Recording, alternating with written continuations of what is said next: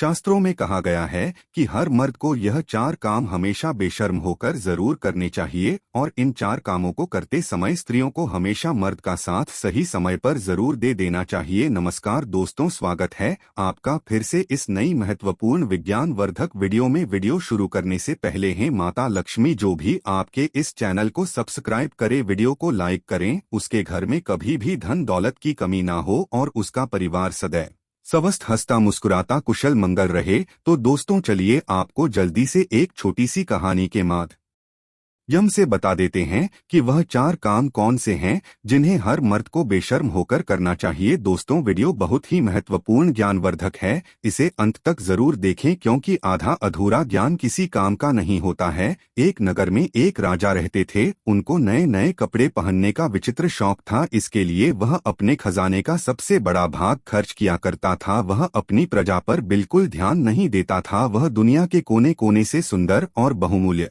कपड़े मंगाता और बहुत अच्छे दर्जी से सिलवाकर पहनता था, परंतु बढ़िया से बढ़िया कपड़ा भी एक बार पहनने के बाद दोबारा कभी नहीं पहनता था। राजा के इस व्यवहार से राज्य की आर्थिक दशा पर बुरा प्रभाव पड़ रहा था। राजा के इस शौक का पता एक ऐसे आदमी को लगा जो अपने काम में बहुत होशियार था। एक दिन वह 3-4 आदमियों को साथ लेकर राजा के दरबार में उपस्थित हुआ। उसने राजा को अपना परिचय देते हुए कहा कि वह दुनिया के बड़े बड़े राजाओं के कपड़े सिल चुका है। दर्जी ने विस्तार से अपना परिचय देते हुए बताया कि किस प्रकार चीन, जापान, अमेरिका और इंग्लैंड देश के राजाओं ने उसके सिले कपड़े पहनकर उस पर पुरस्कारों की बौछार की, जिससे वह मालामाल हो गया है। राजा ने कहा, दर्जी हम भी तुम्हें मालामाल कर देंगे। अब तुम बताओ तुम मेरे लिए कैसा कपड़ा बनाओगे। दर्जी बोला, हुजूर मैं आपके लिए ऐसा कपड़ा तैयार करूंगा जिसे मूर्ख, बेईमान और अन्याय नहीं देख सकेगा। ऐसा कपड़ा दुनिया में किसी राजा महाराजा के पास नहीं है।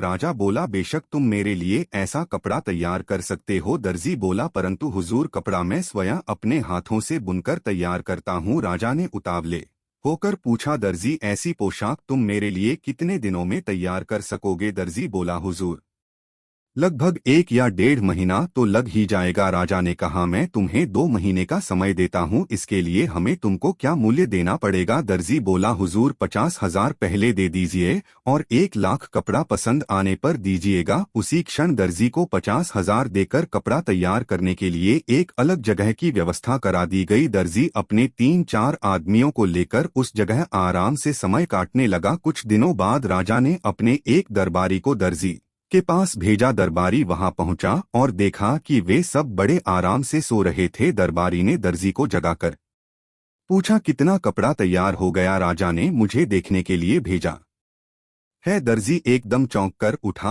और बोला, आइए मैं आपको दिखाता हूँ कि कितना कपड़ा तैयार हो चुका है। दर्जी ने एक अलग कमरे में दरबारी को ले जाकर करघे पर कपड़ा बुनने का अभिनय करके दिखाया। देखिए कितना सुंदर कपड़ा बुना जा रहा है। किंतु दरबारी को तो वहां ना कपड़ा ना कर घर कुछ भी दिखाई नहीं दे रहा था। दरबारी भौंचक्का रह गया। वह सोचने लगा कि कपड़ा तो दूर रहा, मुझे तो हथकरघा भी दिखाई नहीं दे रहा है। अब दरबारी को दर्जी की वह बात याद आई कि जो मूर्ख, बेईमान और अन्यायी होगा उसे यह कपड़ा दिखाई नहीं देगा। क्या मैं ऐसा ही व्यक्ति हूँ?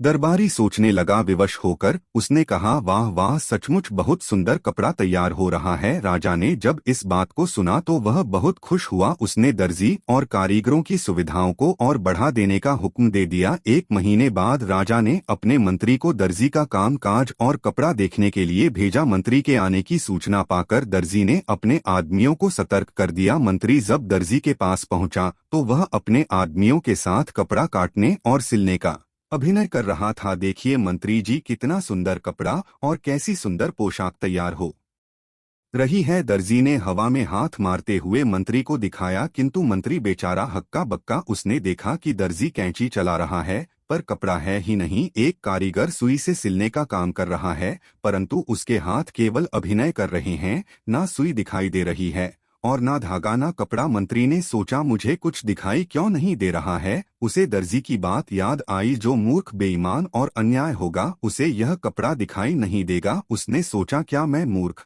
बेईमान और अन्यायी हूँ? यदि राजा को यह पता चल जाएगा तो वह मुझे फांसी पर लटका देगा। विवश होकर मंत्री ने भी दर्जी की हाँ में हाँ मिलाई। वाह वाह, सचमुच बहुत सुंदर कपड़ा है। दर्जी के पास से लौटकर मंत्री ने राजा को बताया, सचमुच ऐसा सुंदर बहुमूल्य कपड़ा ना मैंने कभी देखा था, ना कभी सुना था। यह सुनकर राजा बहुत खुश हुआ। दूसरे दिन दर्जी पोशाक तैयार करके दरबार में उपस्थित हुआ। आइए महाराज, पहनिए यह पोशाक, कितना सुंदर और बहुमूल्य कपड़ा हमने आपके लिए तैयार किया है। राजा भी भौचक्का रह गया, क्योंकि उसे कोई कपड़ा दिखाई ही नहीं दे रहा था। उसने सोचा, क्या मैं मूर्ख, बेईमान और अन्य आई हूँ। विवश होकर उसने भी वही कहा जो मंत्री और दरबारी ने कहा था। सचमुच ऐसा कपड़ा मैंने ना कभी देखा था, ना कभी पहना था। दर्जी ने राजा को शीशे के सामने खड़ा करके उसके सारे कपड़े उतरवा दिए और राजा को नई पोशाक पहनने का अभिनय करने लगा। कभी वह बंधन बंद करता, कभी कॉलर सीधा करता। देखिए महाराज, कैसी सुंदर पोशाक है।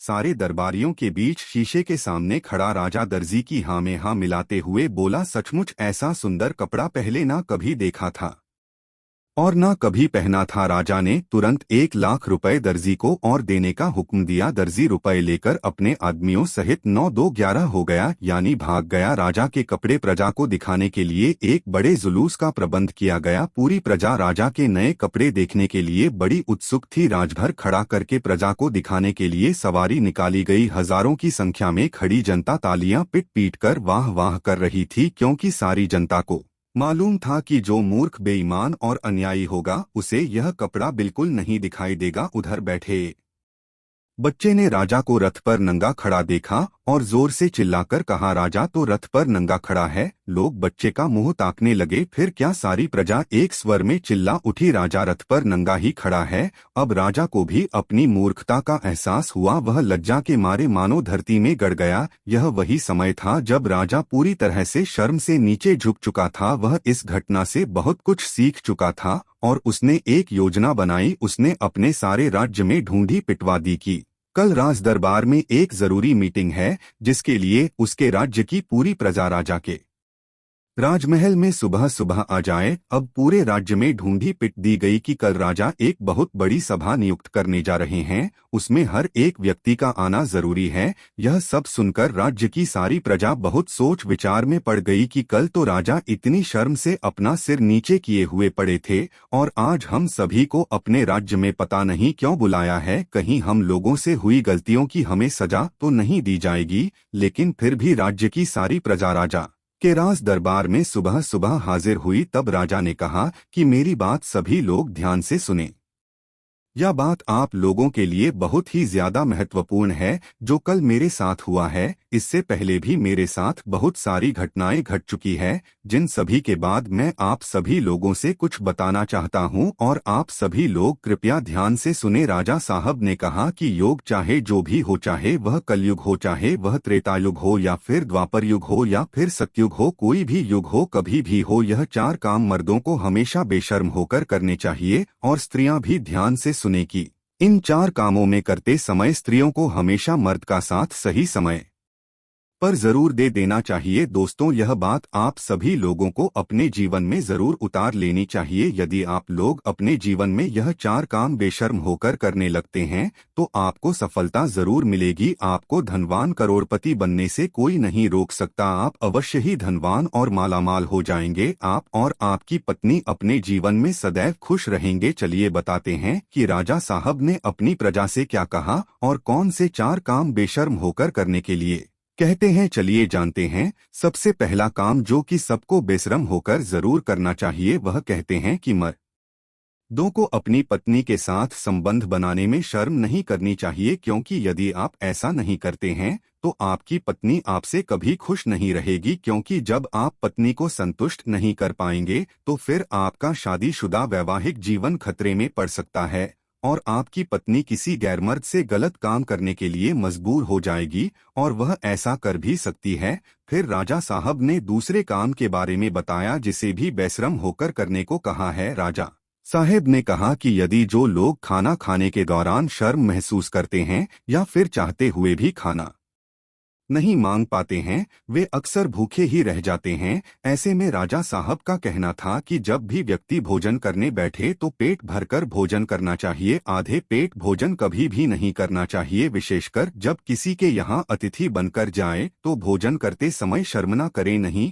तो आप स्वयं ही भूखे रह जाएंगे और अपने स्वास्थ्य के साथ खिलवाड़ करेंगे। फिर राजा साहब अपनी प्रजा से बताते हुए कहते हैं कि जीवन में धन दौलत और पैसों का बड़ा ही महत्व है, क्योंकि पैसों की कमी के अभाव से जीवन और परिवार को चलाना असंभव है। ऐसे में पैसों के लेन देन में कभी भी शर्म या फिर झिझक नहीं करनी चाहिए। बेझिझक होकर जरूरत में किसी से पैसे मांगना चाहिए।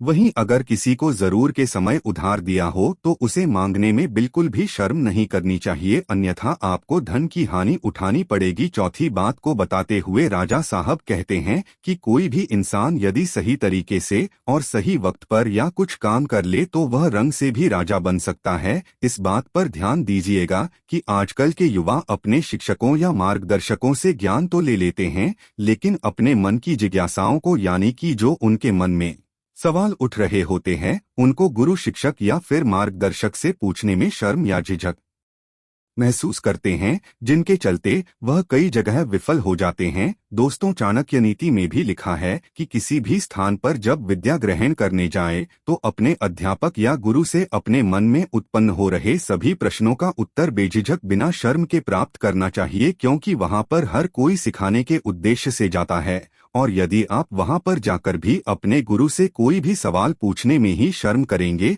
और अपने आप के प्रश्नों का हाल शर्म की वजह से नहीं प्राप्त कर पाएंगे तो आप अपने जीवन में कभी सफल नहीं हो सकते हैं। तो इसलिए अपने मन में उत्पन्न हो रहे सभी सवालों का जवाब बेझिझक होकर किसी भी गुरु शिक्षक या फिर मार्गदर्शक से पूछ लेना चाहिए, क्योंकि वहां हम सीखने के उद्देश्य से जाते हैं। तो दोस्तों, आपको समझ आ गया होगा कि मर्दों को वह कौन से 4 काम है जो कि बेशर्म होकर करने चाहिए। यदि आप लोग भी मेरी वीडियो से संतुष्ट हैं तो वीडियो को लाइक करके आप जल्दी से कमेंट में जय माता लक्ष्मी अवश्य लिख दीजिएगा, जिससे माता लक्ष्मी की कृपा आप पर सदैव बनी रहे।